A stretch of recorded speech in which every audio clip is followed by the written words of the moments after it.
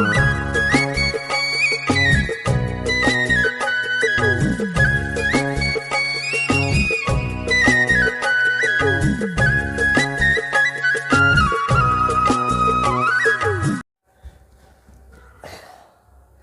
गणेशाय नमः।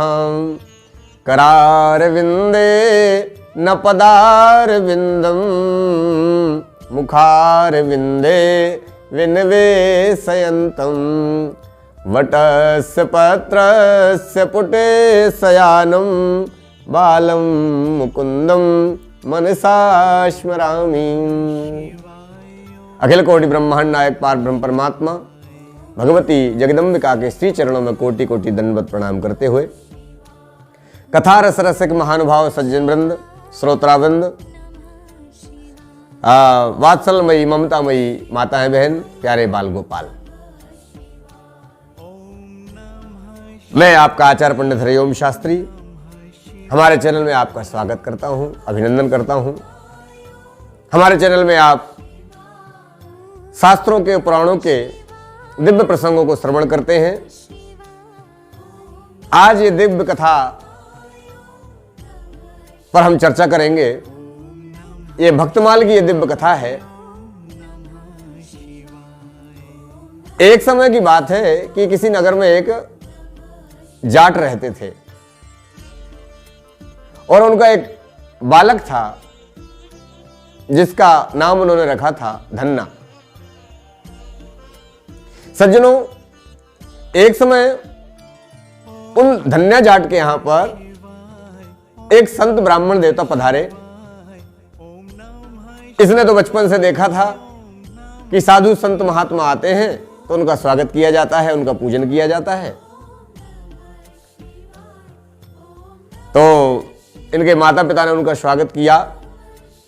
उनके भोजन के लिए आटा, दाल, चावल, घी, शक्कर इत्यादि की व्यवस्था कर दी। तो ब्राह्मण देवता ने निकट के ही तालाब में जाकर के स्नान किया, तुलसी दल लेकर के और पुष्पादि लेकर के अपने भगवान श्री सालग्राम जी का अभिषेक पूजन किया, भगवान को भोग लगाया और नैवेद्य अर्पण करने के बाद में प्रसाद बालक धन्ना को देकर के स्वयं प्रसाद पाया। ये बालक धन्ना, जिसकी अवस्था केवल 4-5 वर्ष की रही होगी, वह देख रहा था कि महात्मा जी देखो कैसे श्रद्धा पूर्वक भगवान का पूजन कर रहे हैं। तो धन्ना जाट ने हाथ जोड़ करके कहा, बाबा आप ये क्या कर रहे थे? तो महात्मा जी ने कहा, बेटा ये मैं भगवान का अभिषेक कर रहा था, भगवान की सेवा कर रहा था। तो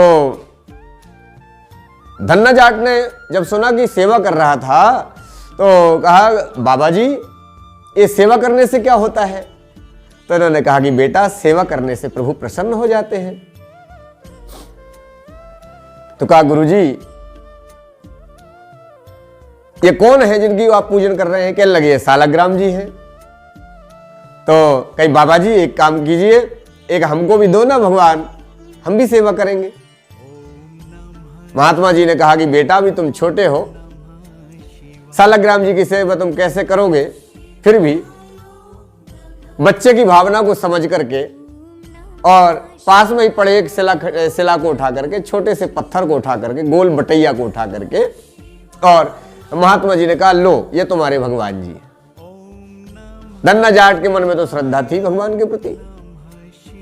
इनका जो आज्ञा, सेवा करने की विधि बतला दी। इनको स्नान कराना है, सर्दी पड़ रही हो तो गर्म जल से स्नान कराना है, गर्मी हो तो ठंडे जल से स्नान कराना है, और स्नान कराने के बाद उनको वस्त्र पहनाना है, टीका लगाना है, तुलसी दल अर्पण करना है, भोग लगाना है। ये विधि बतला दी है। तो नन्हे नन्हे बालक होते हैं और जो भावना में बैठ जाती है मन में, वह आचरण में लाते हैं। बालक धन्ना के मन में ये बात जम गई कि मैं भगवान की सेवा करूंगा। तो दूसरे दिन से ही उन्होंने सेवा प्रारंभ कर दी। सज्जनों, भगवान श्री सालग्राम जी का रूप मान करके उस पत्थर के ऊपर जल चढ़ा दिया। तिलक लगाने के लिए अष्टगंध मल्यागिरी चंदन या गोपी चंदन नहीं था तो धूल उठा करके थोड़ी चढ़ा दी पूजन के रूप में। तुलसी दल नहीं मिला तो पत्ते ला करके फूल के रूप में और बेलपत्र के रूप में और तुलसी दल के रूप में पत्ते चढ़ा दिए हरे। माता जी ने इतनी देर में बाजरे की रोटी ले आई और बाजरे की रोटी ला करके जैसे ही इनको भोग लगाने के लिए दिया तो ये धन्ना जाट ने वो रोटी ले जाकर के ठाकुर जी के सामने रख दी और कहा, भगवान ग्रहण करिए, हे नाथ स्वीकार कीजिए। तो भगवान कौन स्वीकार करे? दिन भर हो गया, बाजरे की रोटी चने का साग रखा हुआ है, भगवान तो पधारे नहीं। तो अब इसने कहा कि भगवान नाराज है। हे प्रभु आप हमसे नाराज क्यों हो? हमने क्या किया है?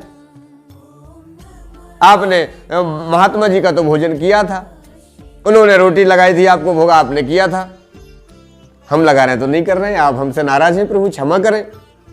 और मैंने ये शर्त रखी है और मैं ये निश्चित कर चुका हूं कि प्रभु आप जब तक भोजन नहीं करेंगे मैं भी भोजन करने वाला नहीं हूं। साग और रोटी रखी रही, धन्ना जाट ने भोजन नहीं किया। एक दिन निकल गया, दूसरा दिन निकल गया, तीसरा दिन निकल गया।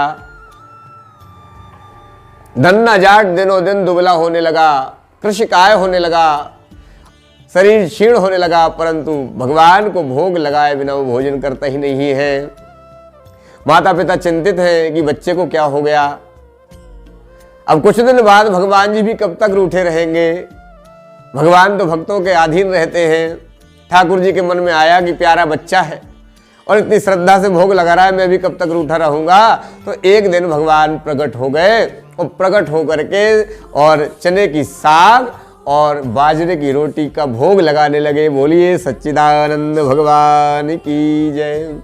भोग लगाने लगे तो इतने में धन्ना जाट ने कहा कि बाबा प्रभु अभी तक तो आप आए नहीं, अब आप इतने दिनों में आए हो, हम भूख से मरे जा रहे हैं और आप पूरा का पूरा भोजन किए जा रहे हो। हाथ पकड़ लिए तो भगवान ने धन्ना को गोद में बिठा लिया और अपने हाथ से भगवान उस बालक धन्ना को भोजन करवाने लगे।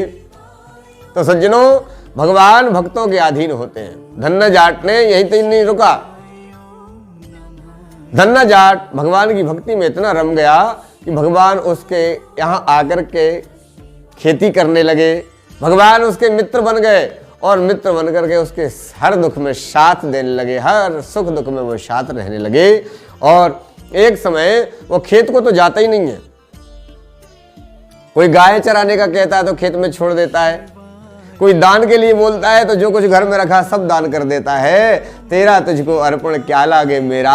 और भगवान के प्रति ऐसी भक्ति जब हो गई है तो भगवान इतने संतुष्ट प्रसन्न हो गए, उस धन्ना जाट को भगवान ने अपना परम पद प्रदान कर दिया। कहने का तात्पर्य यही है सज्जनों कि भगवान की भक्ति में पूर्ण मनोयोग से, पूर्ण श्रद्धा और विश्वास से आप जुड़ जाओ। भक्ति तो हम करते हैं परंतु हमारी मना स्थिति एकाग्र होकर के भगवान के इसी चरणों में नहीं जुड़ पाती है। और जिस दिन हमने भगवान को अपना सर्वस्व मान लिया, अपनी श्रद्धा और विश्वास को परिपक्व कर लिया, तो निश्चित है कि भगवान की कृपा और करुणा हमारे साथ में ही है। आप सभी का पुनः पुनः अभिनंदन, सादर साधुवाद। आप सबसे एक विशेष आग्रह है, कृपया हमारे चैनल को लाइक सब्सक्राइब करते हुए और शेयर करें। अपने प्रश्नों को कमेंट के माध्यम से हम तक पहुंचाएं और आपके प्रश्नों का समुचित उत्तर हम देंगे। आप सभी का पुनः पुनः अभिनंदन, सादर साधुवाद। जय श्री कृष्ण, जय श्री गोविंद शरणम।